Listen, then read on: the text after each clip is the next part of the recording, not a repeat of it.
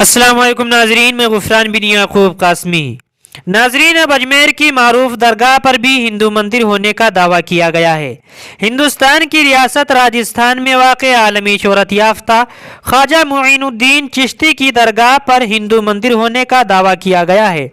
Media रिपोर्टों के मुताबिक महाराणा प्रताप सेना फौज के कौमी सदर ने एक बार फिर दावा किया है कि राजस्थान के अजमेर शहर में वाक़ ख्वाजा मुईनुद्दीन चिश्ती की दरगाह नहीं बल्कि हिंदू मंदिर है। इत्तलात के मुताबिक राजस्थान के वजीर आला भजन लाल शर्मा को फौज के कौमी सदर ने एक खत लिखा, जिसमें इस सिलसिले में तहकीकात और असर-ए-नौ तारीखी जायजा लेने का मुतालबा किया गया है।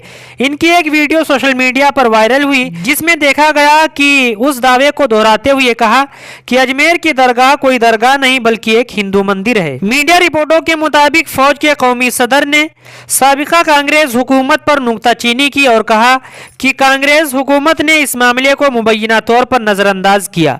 उन्होंने मौजूदा इंतजामिया के तहत फैसला कुन कार्रवाई की जरूरत पर जोर दिया।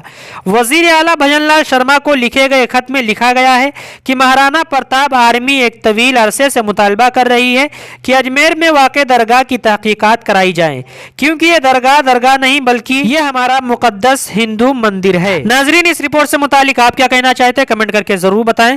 मुख्तसर वक्त में बड़ी खबरें पाने के लिए हमारा चैनल गुफरान बिन याकूब कासमी को जरूर सब्सक्राइब करें। अस्सलाम वालेकुम रहमतुल्लाहि व बरकातुहू।